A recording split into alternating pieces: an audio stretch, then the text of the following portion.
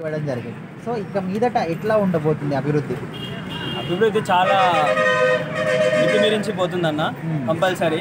ఎందుకంటే ఏమి లేనప్పుడే తన జేబుల చిల్లి గవ్వ అన్నా సరే అది ఇచ్చి ప్రజలకు సేవ చేయాలని చెప్పేసి ఒక ఉద్దేశం ఉన్న వ్యక్తి పవన్ కళ్యాణ్.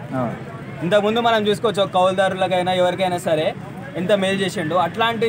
అట్లాంటి వ్యక్తికి మీరు ఇంకా బడ్జెట్ ఇచ్చి ఇట్లా సాయం చేసినందుకు మీరు ఊహించిన దానికన్నా ఎక్కువ రెట్టింపుగా ఆయన డెవలప్మెంట్ చేశాడు కంపల్సరీ. దాంట్లో ఏ డౌట్ లేదు.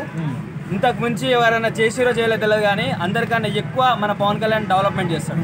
అయితే ఇప్పుడు ఆంధ్రప్రదేశ్ రాష్ట్రం ఆల్రెడీ అప్పులకుప్పగా గత ప్రభుత్వ పరిపాలన చేసిన దాన్ని బట్టి సో ఇప్పుడు పవన్ కళ్యాణ్ గారు తలుచుకుంటే ఇంకా ఎక్కువగా నిధులు కూడా తెప్పించుకోగలరు కేంద్రం నుంచి. సో మరి చదివిపోకపోతే ఇంకా తెప్పించుకునే అవకాశం ఉందంటారా? 100% ఉందన్న. ఎందుకనంటే ఏ పర్సన్ అన్న ఏ మంచి చేస్తుండు ఏదని చెప్పేసి ఒక పర్సన్ మీద నమ్మకం ఉందా లేదా అని చెప్పేసి అనొచ్చు. గత ప్రభుత్వం చూసుకుంటే అది మొత్తం డొల్ల ప్రభుత్వం అని చెప్పేసి ఆంధ్ర ప్రజలకే తెలుసు.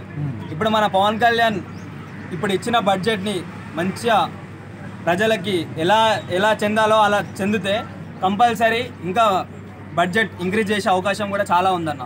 సో ఓవరాల్గా ఏం చెప్తారు మరి పవన్ కళ్యాణ్ గురించి? పవన్ కళ్యాణ్ గురించి చెప్పేది ఏందన్న, చిన్న పిల్లోని అడిగినా చెప్తాడు.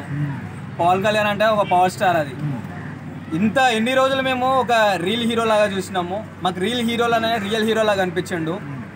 ఇంకా ఈ సినిమాలన్నీ ఆపేసేసి డైరెక్ట్ మొత్తం పాలిటిక్స్లోకి వెళ్ళిపోతే ఒక రియల్ హీరోని చూడొచ్చు. ఎందుకు ఈ మాట అంటున్నా అంటే, ఒక సినిమా షూటింగ్ తీస్తే ఒక ప్రొడక్షన్ హౌస్ వాళ్ళు లేకపోతే ఒక ప్రొడ్యూసర్ వాళ్ళు బాగుపడ్డట్టు ఉంటుందన్న.